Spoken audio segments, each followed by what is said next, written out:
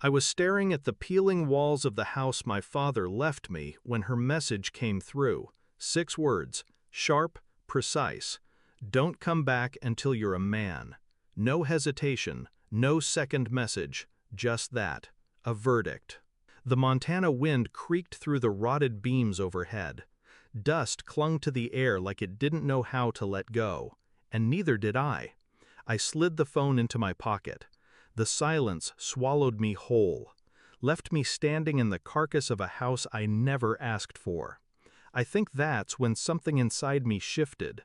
Not like fire, more like ice, slow, unstoppable.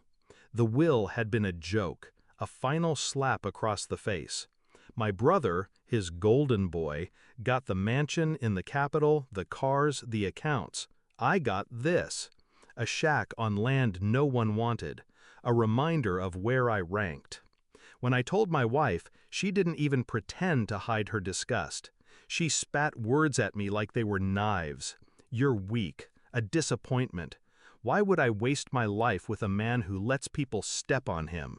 She shoved me toward the door, told me not to come back until I'd proven I was worth something. I wanted to fight her, wanted to scream that I had fought, that I'd survived a lifetime of being the family's ghost. But I didn't. I left. The truth? I'd spent so long bending, I'd forgotten what standing up even felt like.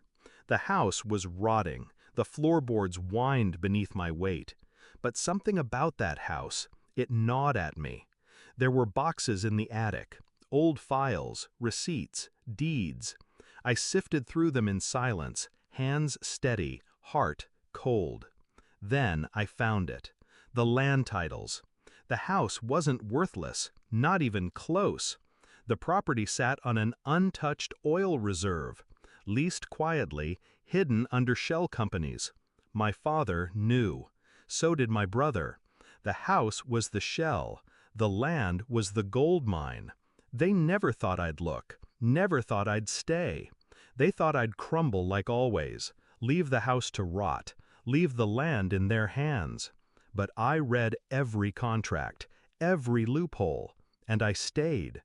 I called my brother. His voice dripped with amusement.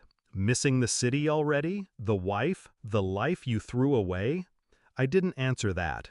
I only asked, did you know about the land? Silence. Just long enough. Don't be ridiculous. It's a dead plot. That's why he gave it to you. I could hear the tightening in his throat, the crack in his armor.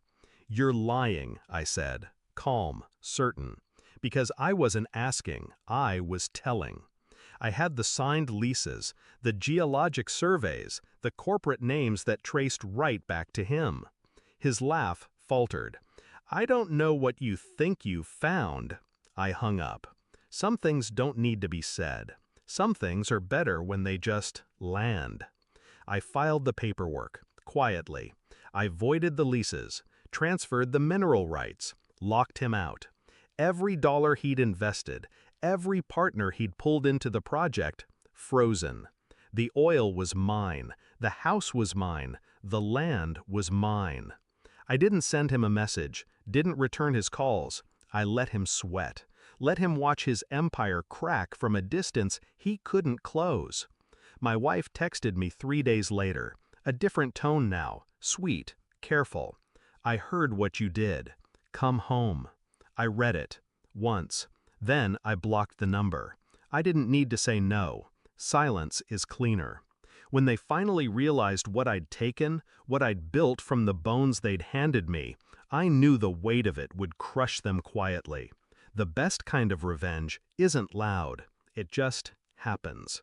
Like winter settling in. I stayed in the house, renovated it. Not for them, not to prove anything, but because I liked the sound of the wind against the windows, the space, the absence. People think losing everything breaks you, but sometimes it strips you down to the steel underneath. They'll remember me now, for what I took, for what I became. But I won't remember them. Some people carry their ghosts. I buried mine beneath my feet, and I don't plan on digging them up.